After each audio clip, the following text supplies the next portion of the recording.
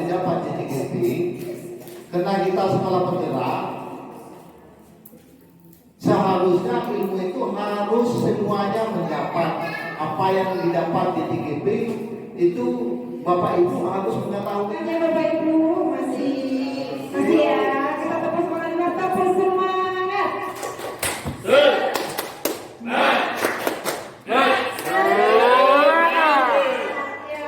Masih lanjut Bapak Ibu ya.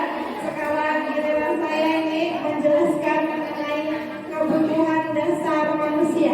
Di sini ada 5. Yang pertama adalah bertahan hidup, kedua penguasaan, 3 cinta kasih sayang dan merasa diterima, 4 kesenangan, 5 kebebasan. Mungkin Bapak Ibu sudah familiar dengan 5 kebutuhan dasar manusia ini. Nah, saya ingin bertanya dengan Bapak Ibu. Nah, untuk yang pertama, kira-kira contoh kebertahan hidup ini yang seperti apa ya? Iya, makan. Bapak Ibu lagi makan ini. Apa lagi Bu? Bapak? Selain itu biji, makan, minum, apakah ada lagi? Wah. Ada nih, ya buka, coba buka nih, buka.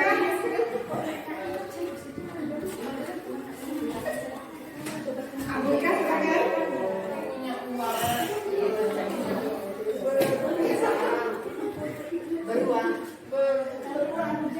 Ya, terima kasih Bu Eka. Mungkin untuk bertahan hidup ini ada 3 di ilmu ekonomi, itu ada kebutuhan primer, sekunder, dan tersier.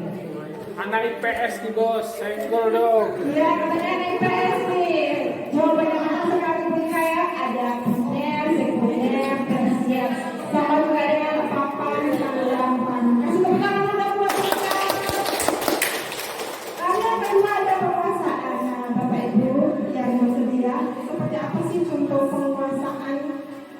Kebutuhan penguasaan untuk kita nih. Bisa juga seperti ini Bapak Ibu, pengakuan atas kemampuan, keterampilan kita, kompetensi kita, seperti itu. Mungkin Bapak Ibu ada yang bisa mencontohnya? Penguasaan diri, kompetensi.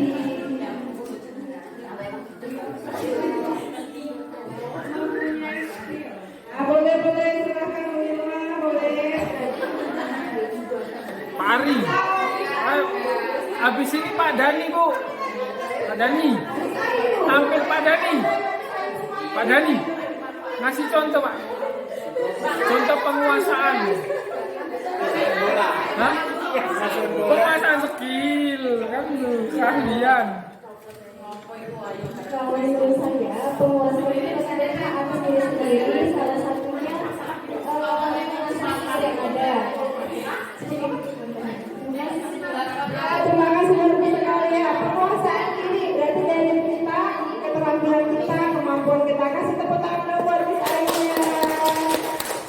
Ya, selanjutnya adalah cinta dan merasa diterima. Mungkin dari bapak-bapak ini memberikan contoh cinta, kasih sayang dan merasa diterima. Oh itu Bu Weni aja Bu. Ya, cinta kasih sayang. Wes. Bapak-bapak yang bersedia. Bu Weni. Bu Weni. Ya, Bu apa ya? Iya. Ya Bu. 2 orang itu Bu. 2 orang sekalian. Nah.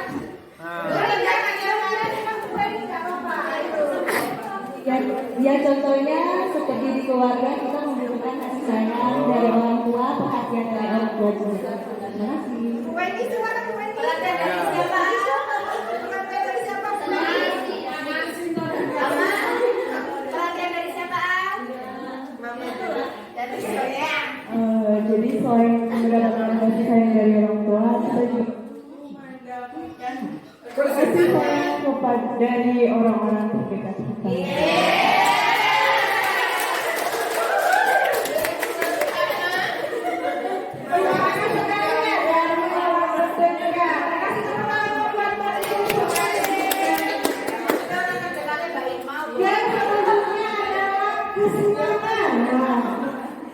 Kira-kira yang mana contoh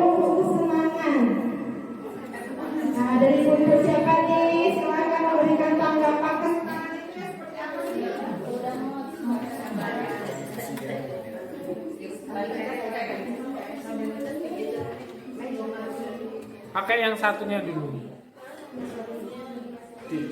Yang itu dicas.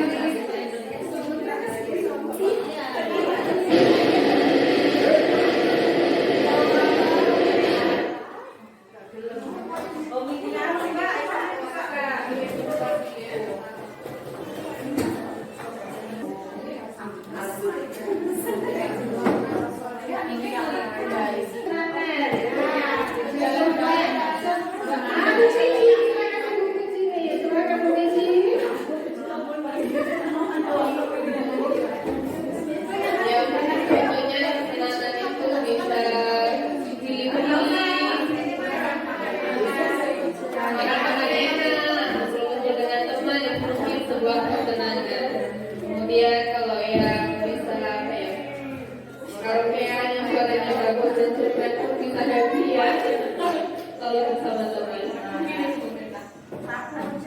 Ya, terima kasih jawaban kami. Kita tepuk tangan dulu buat kami juga. Yang mana di pertama yang disebut dia gitu. Namanya kalau sebenarnya kita sudah sama senang seperti itu. Bisa juga dengan tantangan.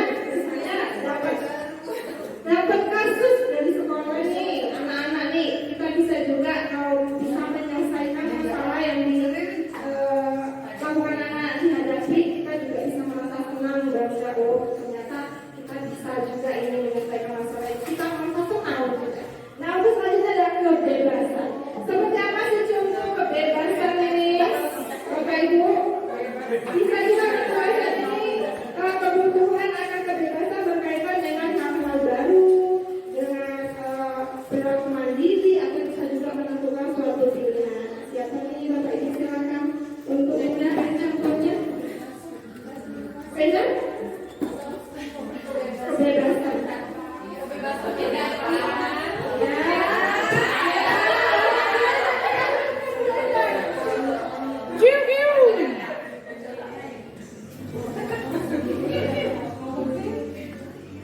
Kalau untuk kebebasan, misalkan kebebasan kita memilih untuk Pasangan. mencari kesenangan, itu kan saling berkaitan.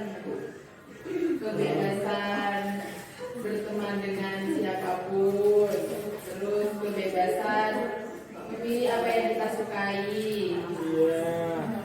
Bahkan lagi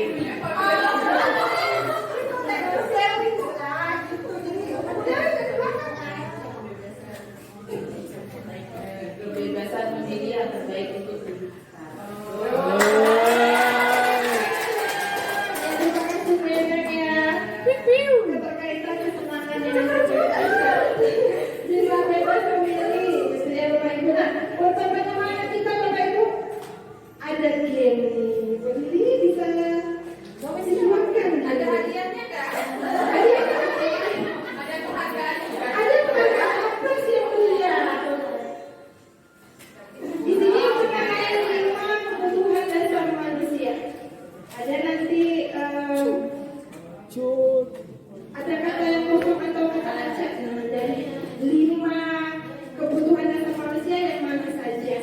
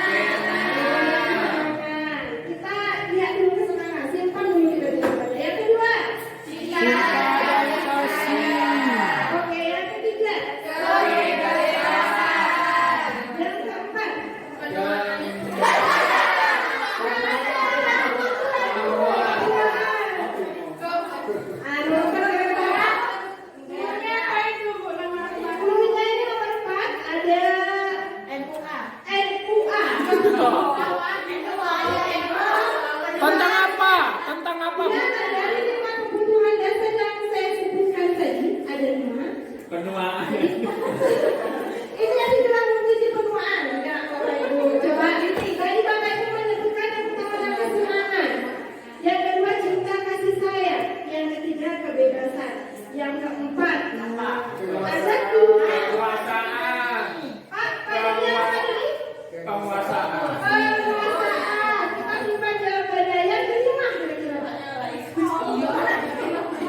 Ya kita simpan jawabannya. Apa yang lain? Yang nomor 4 ada jawabannya lain apa Bu? Bukan. Hubungan ibu. Yang kelima ya. Ya. Ya kita simpan. Ada lagi jawaban Bapak Ibu? Cukup. Kita lihat jawabannya apakah benar benar siap-siap. Apa lima? Bertahan hidup. Nomor 4 sepertinya ibu-ibunya lagi ngomong. Kita tunggu sebentar. Jawaban dari Pak Dani tadi penguasaannya. Apa Bu Cici ada jawaban yang lain? Kita simpan dulu. Penuaan. Jawaban Bu Cici penuaan. Nah, kita lihat Dede. Apa jawabannya penuaan? Dede.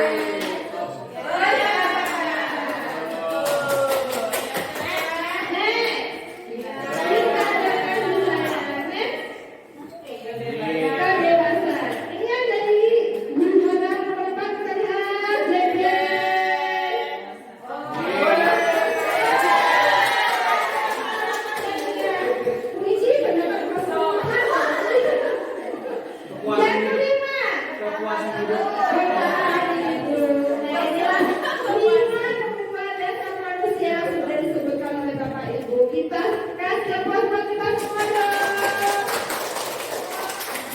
Lima dasar ini sudah kita masukkan, kita ini masukkan dalam peringkatan ini Bapak Ibu.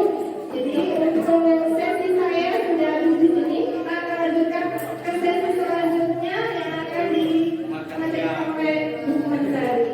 Ibu, saya silakan ke Bu Mentari. Ini merupakan dialog antara guru dengan siswa, bisa juga antara orang tua dengan anaknya untuk menyelesaikan suatu masalah dengan mencari alasannya, juga bagaimana cara menyelesaikannya.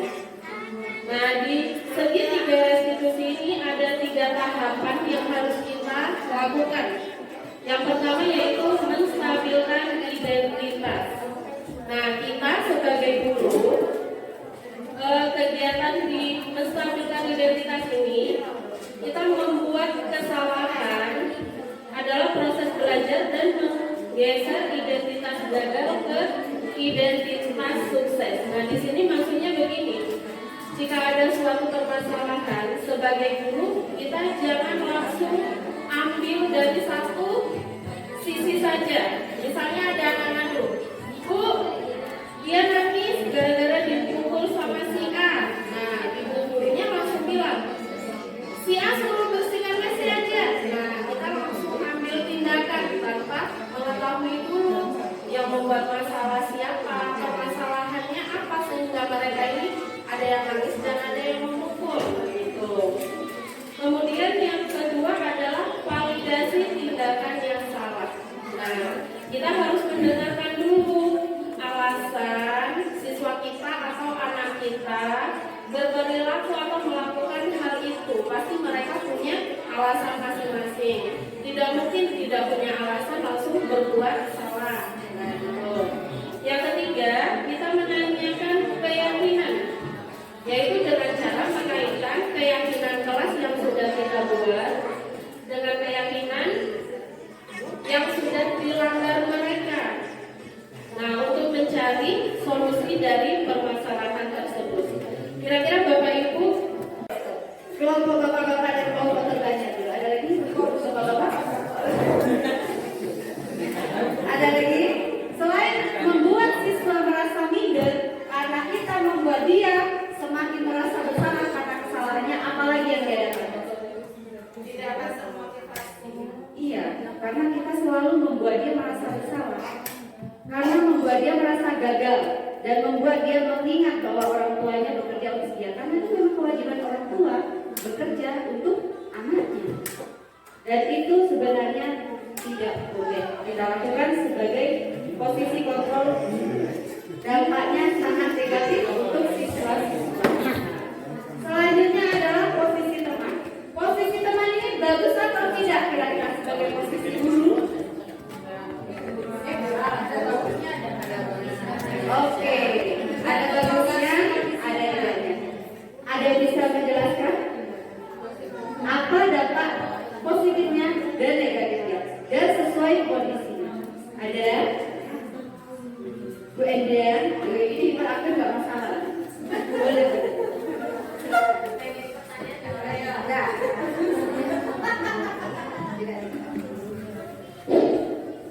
Oke, kalau menurut saya belum tentu benar. Menurut saya dampak positif dari teman ini adalah anak tersebut dapat dengan nyaman menyampaikan permasalahan atau kondisi yang sedang dialami kepada kita. Nyaman, tanpa ada batasan tertentu. Namun dampak negatifnya adalah murid ini tidak menghargai kita sebagai gurunya atau orang yang lebih dewasa. Kemudian bisa jadi dia melampaui batas dari pergaulan antara guru dan murid. Ini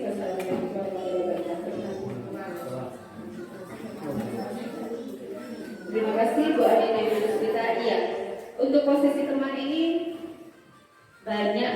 Oke, baik Bapak Ibu semuanya. Hari ini kami berlima dari CGP Angkatan 9 SD Negeri 175 Kabupaten Kerinci akan mengkolaborasikan penyebaran penerapan budaya positif di sekolah. Ya, di sekolah. Nah, sekarang sebelum saya jauh lebih lanjut, ada nggak yang pernah dengar kata budaya positif? Budaya aja lah dulu. Budaya, siapa yang pernah mendengar kata budaya? Semuanya pasti serius. Apa sih budaya itu? Kebiasaan. Oke, bagus, kebiasaan. Nah, sekarang kalau ditambah kata positif berarti budaya positif itu apa? Kebiasaan positif. Ya, kebiasaan yang baik atau kebiasaan yang bagus. Ya, itu yang akan kita pelajari hari ini. Dalam budaya positif ini nanti ada beberapa poin yang harus kami sampaikan. Nanti kami berlima akan membaginya sesuai dengan apa yang sudah kami rencanakan tadi. Nyadarinya nanti kita ini berkolaborasi. Saya menyampaikan budaya positif, nanti Bu Ririn kesepakatan kelas, Bu Meta tentang kebutuhan dasar manusia, Bu Mentari tentang 5 posisi kontrol, dan yang terakhir Bu Lili tentang bagaimana menyelesaikan masalah dengan segitiga restitusi. Nah, sekarang kita masuki acara yang pertama, yaitu tentang budaya positif. Ya, lanjut. Tadi sudah dibilang sama Bu Ika, Bu Irma, dan ibu guru yang lainnya bahwa budaya positif itu adalah kebiasaan yang baik. Betul ya, kebiasaan yang baik yang harus kita terapkan di kelas maupun di sekolah kita. Ini harus sesuai, harus sejalan antara budaya positif di sekolah dan juga budaya positif di kelas. Nah, budaya positif itu adalah perwujudan dari nilai-nilai atau keyakinan universal yang diterapkan di sekolah. Budaya positif diterapkan di sekolah adalah salah satu perwujudan dari visi guru yang mengandung nilai-nilai kebajikan sesuai dengan tujuan pendidikan nasional yang dijabarkan dalam profil pelajar Pancasila. Intinya budaya positif ini adalah perilaku atau kebiasaan baik yang nanti tujuannya akan sampai ke mana? Ke profil pelajar Pancasila. Masih ingat profil pelajar Pancasila, Bapak Ibu? Nah, ya, ada berapa, Bu Ika? Ada berapa? Nah, apa yang pertama? Profil pelajar. Boleh siapa yang mau maju menyebutkan tentang 6 profil pelajar Pancasila kita? Kita nyanyikan aja, Bu. Kita nyanyikan aja bareng-bareng. Ya. Kita nyanyikan terus semangat ya. Ya. Oke,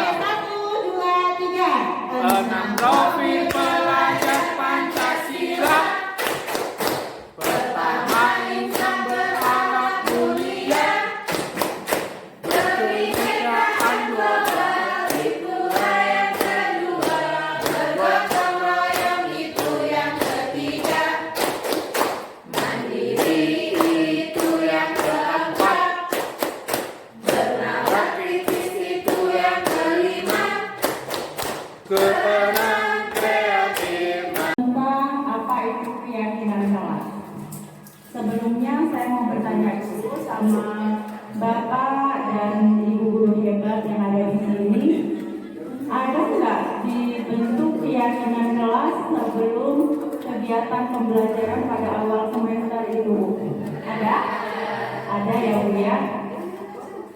Jadi berarti sudah paham ya Bapak Ibu apa itu keyakinan kelas? Sudah Bu ya?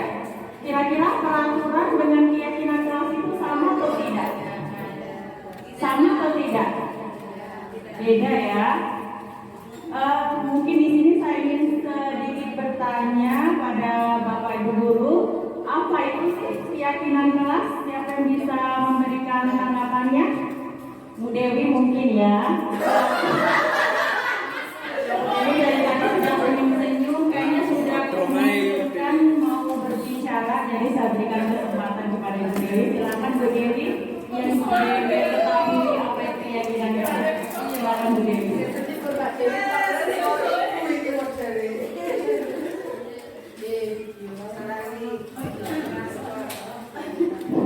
Oke, assalamualaikum warahmatullahi wabarakatuh. Oke, nah untuk keyakinan dan peraturan, tentunya untuk peraturan ini kalau dulu kita peraturan ya Bapak Ibu ya yang kita buat ya. Kalau peraturan ini tentunya namanya juga aturan. Aturan ini jika kita ada yang melanggar, tentunya ada sanksinya seperti itu. Kalau keyakinan ini lebih ke kesadaran diri yang ada pada diri seseorang yang bisa memotivasi mereka untuk melakukan hal baik tersebut dengan kata-kata yang memang mudah dipahami, kemudian tidak mengikat seperti itu. Kalau peraturan kan kata-katanya pasti lebih ke perintah. Kalau keyakinan tidak, lebih ke kesepakatan seperti itu. Mungkin itu dari saya, ada tambahan dari rekan-rekan, saya persilakan dari Bu Beni. Tentang apa itu keyakinan kelas. Sebelumnya saya mau bertanya dulu sama Bapak dan Ibu guru hebat yang ada di sini. Ada nggak dibentuk keyakinan kelas sebelum kegiatan pembelajaran pada awal semester itu? Ada? Ada ya Bu ya? Jadi berarti sudah paham ya Bapak Ibu apa itu keyakinan kelas? Sudah Bu ya? Kira-kira peraturan dengan keyakinan kelas itu sama atau tidak? Sama atau tidak? Beda ya. Mungkin di sini saya ingin sedikit bertanya pada Bapak Ibu guru, apa itu sih keyakinan kelas? Siapa yang bisa memberikan tanggapannya? Bu Dewi mungkin ya.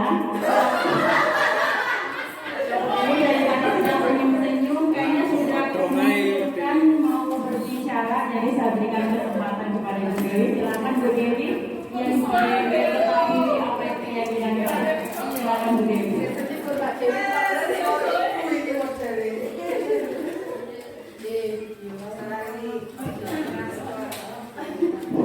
Oke, assalamualaikum warahmatullahi wabarakatuh.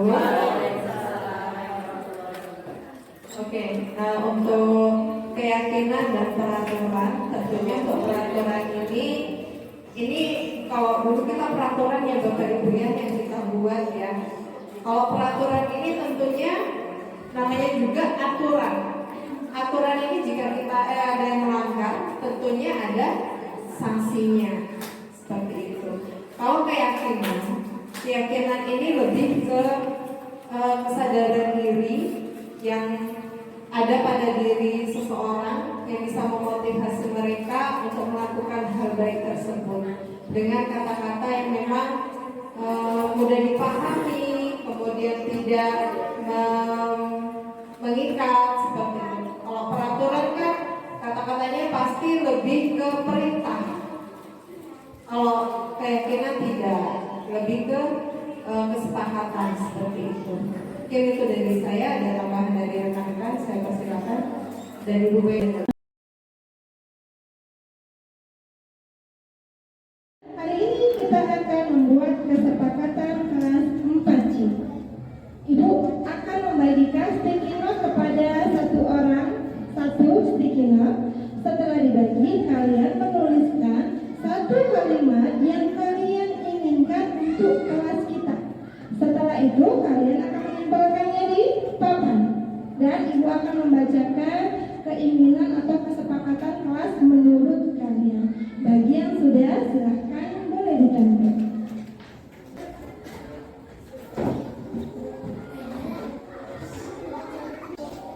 Dan ibu akan membacakan sticky note yang telah kalian tuliskan.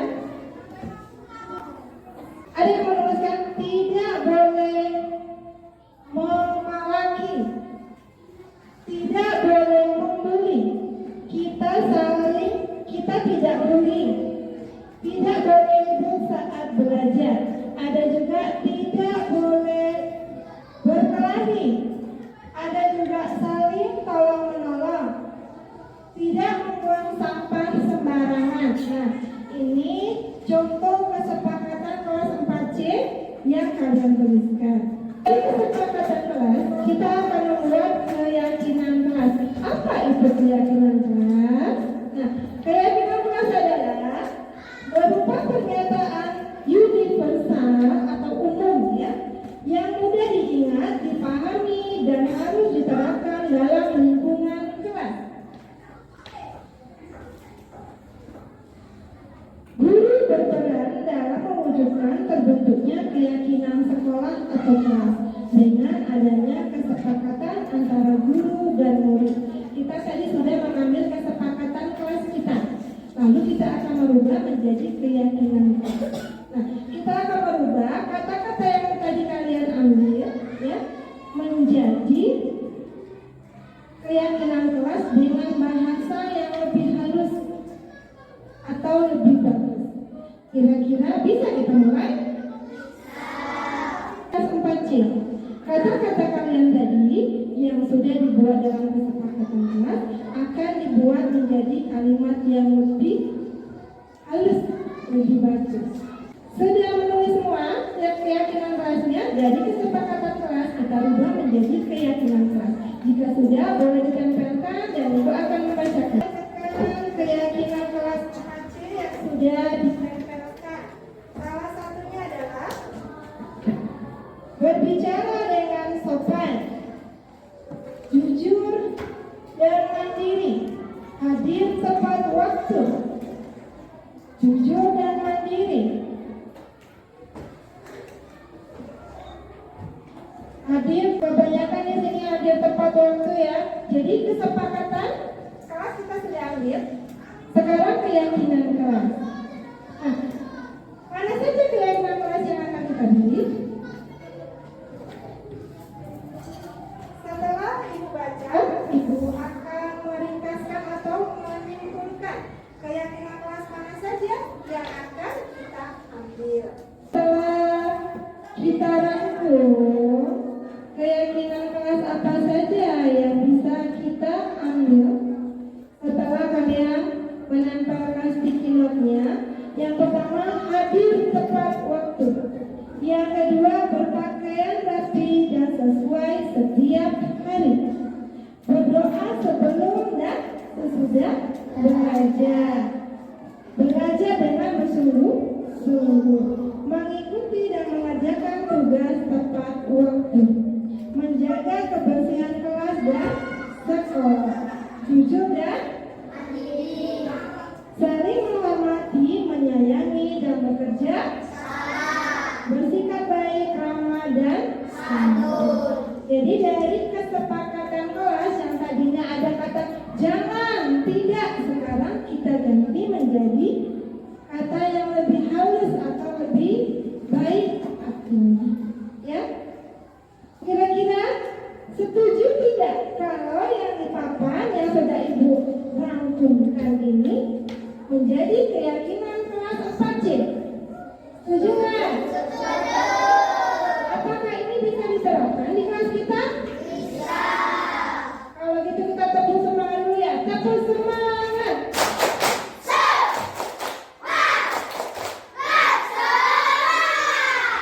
Karena kalian sudah setuju dengan keyakinan kelas kita, dan waktunya sudah istirahat, kalian boleh istirahat. Assalamualaikum warahmatullahi wabarakatuh. Nama saya Maika. Saya merasa sangat senang sekali diajak Bu Meta membuat keyakinan kelas. Karena itu sangat penting untuk kita belajar disiplin, menghargai dan banyak budaya positif lainnya. Wassalamualaikum warahmatullahi wabarakatuh. Assalamualaikum warahmatullahi wabarakatuh. Saya Kepala SD Negeri 175 Lindung Jaya. Guru saya itu ada terdiri dari beberapa orang yang mengikuti CGP pada tahun ini. Kemudian guru tersebut telah menerapkan budaya positif dengan berbagi praktik baik dan berkolaborasi dengan teman-teman yang lain, guru-guru lain, seperti mengenai keyakinan kelas, 5 posisi kontrol, kemudian 5 kebutuhan dasar manusia, kemudian lagi tentang segitiga restitusi. Mereka berkolaborasi, berdiskusi dengan teman-teman sejawat, sehingga guru lain tersebut sudah dapat bisa menerapkannya pada siswanya masing-masing. Semoga kegiatan ini berbagi praktek baik kepada teman-temannya dapat dilaksanakan melalui Kombel, sehingga apa yang didapat dari CGP dapat diterapkan semua guru di SD 175 Lindung Jaya. Terima kasih. Wassalamualaikum warahmatullahi wabarakatuh. Perkenalkan, nama saya Arif Sumantri. Saya rekan sejawat dari CGP Angkatan 9 SD 175/3 Lindung Jaya. Setelah saya mengikuti diskusi kolaborasi CGP Angkatan 9, saya mulai lebih paham bagaimana cara menerapkan 5 poin yang dipaparkan tadi, seperti budaya positif dan disiplin positif, keyakinan kelas, 5 dasar kebutuhan manusia, 5 posisi kontrol, dan 3 segitiga restitusi. Di mana mengenai setelah dipaparkan penjelasannya tadi, saya lebih paham bagaimana cara menerapkannya di lingkungan sekolah dan di lingkungan kelas. Semangat untuk CGP Angkatan 9, salam guru penggerak.